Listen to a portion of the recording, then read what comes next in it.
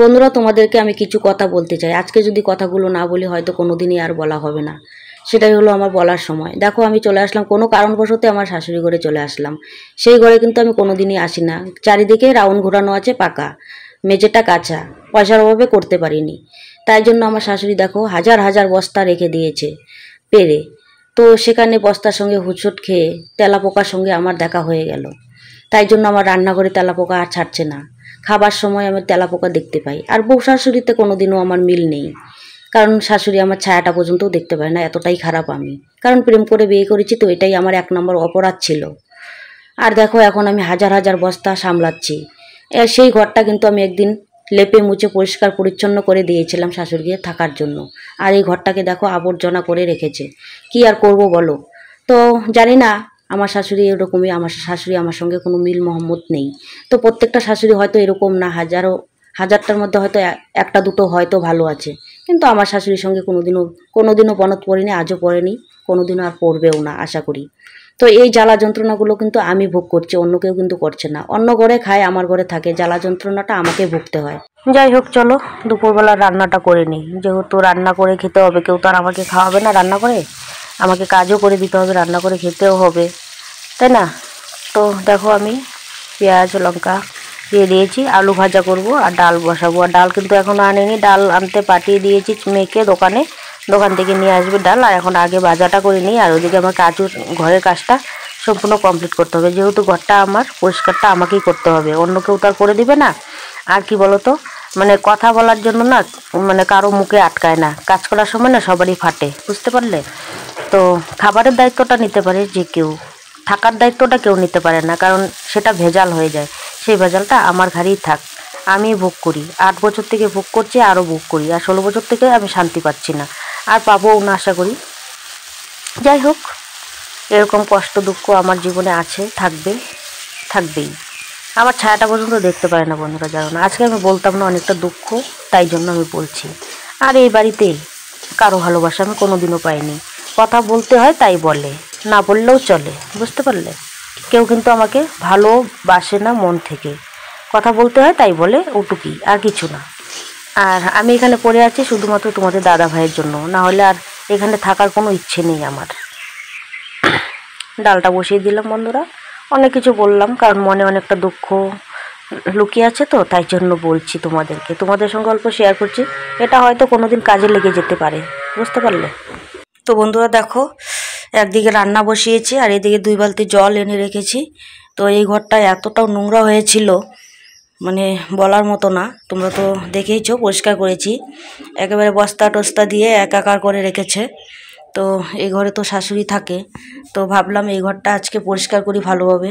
আর কি বলো তো, এক ঘরে খাবে আর এক ঘরে থাকবে, এরকমটাই হয়ে আছে আমার সঙ্গে।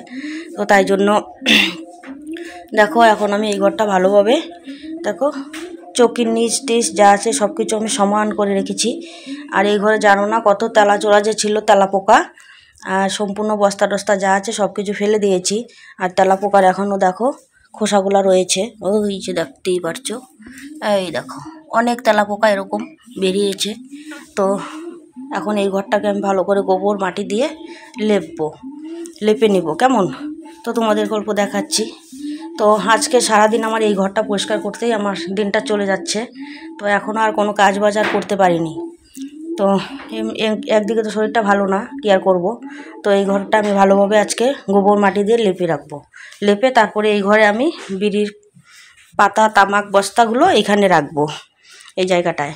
আর ওই বিড়ির ঘরটা পরিষ্কার করব, কারণ ওই ঘরে একটা খাট বা চৌকি আনতে হবে, কারণ গরমের দিন তো এইভাবে থাকা যায় না, তাই জন্য।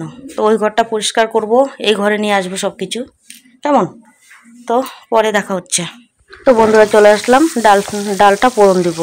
ডালটা পোড়ন দিয়ে অল্পটুকু ভাত খাবো, যেহেতু পেটটা আছে, খেতে তো হবেই, না খেলে তো আর চলবে না, কাজও করতে পারবো না। তো বন্ধুরা, নোংরা তো সবাই করতে পারে, পরিষ্কার কজন করতে পারে? আর বড় বড় কথা না সবাই বলতে পারে, বড় নাই ছোট নাই, মা বাবা তুলে গালি দিতে পারে। কিন্তু আমি কদিন মা বাবাকে তুলে গালি দিয়েছি? আমাকে প্রতিদিন ওরকম মা বাবাকে তুলে যদি গালি দেয়, আমার মাথাটা এতটাও খারাপ হয়ে যায় বন্ধুরা, কি করব না করব বুঝতে পারি না। বুঝতে পারলে, বড় ছোট সবাই মিলে যদি আমার মা বাবাকে গালি দেয়, আমি কি এতটাই অপরাধ করেছি যে প্রেম করে বিয়ে করেছি তাই জন্য এতটা অপরাধ হয়ে গেছে আমার যে মা বাবাকে গালি শুনতে হবে? তাই জন্য মনে হয় না, কি করব না করব বুঝতে পারি না, এতটাও ভিতরের জ্বালা যন্ত্রণা লুকিয়ে আছে। আমার মা বাবা হয়তো কোন জন্মে কোনো পাপ করেছিল, তাই জন্য আমার মতো একটা মেয়ে পেয়েছে, তাই জন্য গালি শুনতে হয়। বন্ধুরা দেখো, চলে আসলাম আমি ছাগলের কাছে। তো ছাগলকে জল দিয়ে দিয়েছি, মার জল নিয়ে আসলাম ছাগলের জন্য এখানে। তো এখানে দেখো ঘাসও আছে, জল খাচ্ছে। তো জল দিয়ে দিয়েছি ছাগলকে। গরুগুলো নিয়ে যাব, ওইদিকে আছে গরুগুলো নিয়ে যাব বাড়িতে। কেমন, পরে দেখা হচ্ছে তাহলে। তো ছাগলকে জল খাওয়ানো শেষ, এখন গরুগুলো বাড়িতে নিয়ে যাব। তো দেখতেই পাচ্ছ গরু এখানে রাস্তায় রয়েছে, বাড়িতে নিয়ে যাব। বন্ধুরা আর একটা কথা, মা বাবার একমাত্র মেয়ে, যতই দুঃখ কষ্ট করি না কেন মা বাবাকে কোনোদিনও বলি না। দুটো ভাই একটা বোন, কোনোদিনও ভাইকে বলি না যে এতটা কষ্টে আছি দুঃখে আছি, আমি বলি না। বললে তো মা বাবা দুঃখ করবে কষ্ট করবে। আর নিজে পছন্দ করে বিয়ে করেছি, মা বাবাকে বলতে পারি না, সাহসে কোলায় না। তাহলে তো কথা শুনিয়ে দিবে, সেই কথাটা আমি শুনতে চাই না, তাই জন্য দুঃখও দিতে চাই না মা বাবার মনে। তো বন্ধুরা দেখো, ঘরটা আমি ঝকঝকে তকতকে পরিষ্কার করে দিয়েছি। আগে ঘরটা দেখেছিলে কীরকম, আর এখন দেখছো কীরকম, মনে হচ্ছে পরিষ্কার পরিচ্ছন্ন হয়ে গেছে। সেইভাবে আমি পরিষ্কার করে দিয়েছি, দুদিন পরে একই হয়ে যাবে। যাই হোক, পরে দেখা হচ্ছে। বন্ধুরা আজকে সকাল থেকে তো অনেক কাজ করে তোমাদেরকে দেখালাম। তো তোমরা তো দেখেইছো, ফার্স্ট থেকে লাস্ট পর্যন্ত তোমরা অবশ্যই দেখবে আর বুঝবেও আমি কি বলেছি না বলেছি। অনেক কষ্ট দুঃখ মানুষের মনে লুকিয়ে থাকে, চাপাও থাকে, কিছু কিছু কথা অনেক সময় বলতে হয়, তাই বলেছি। তো তোমরা খারাপ পাবে না কেউ। তো যেরকম আমার জীবনে, আমার লাইফে যেরকম পরিস্থিতি, সেরকমই অল্প কিছু আমি শেয়ার করেছি। তোমরা কিন্তু ফার্স্ট থেকে লাস্ট পর্যন্ত দেখবে। আর ভিডিওটা ভালো লাগলে লাইক কমেন্ট শেয়ার সাবস্ক্রাইব করে আমার সঙ্গে থেকো। কী আর করবে বলো, হাজারের মধ্যে মনে করো এক দুজন হয়তো ভালো থাকে, আর বেশিরভাগই খারাপ হয়ে যায়। আর কি বলো তো, বউ আর শাশুড়ি, আর বউ কোনো দিন মেয়ের মতো হতে পারে না, আর শাশুড়িও কোনো দিন মায়ের মতো হতে পারে না। সত্যি সত্যি যেটা টিকটিকি তো সত্যি কথা বলে। তো আমিও কোনো দিন মেয়ে হয়ে উঠতে পারবো না, আর শাশুড়িও কোনো দিন মা হয়ে উঠতে পারবে না। তাই জন্য অশান্তি লেগেই থাকবে।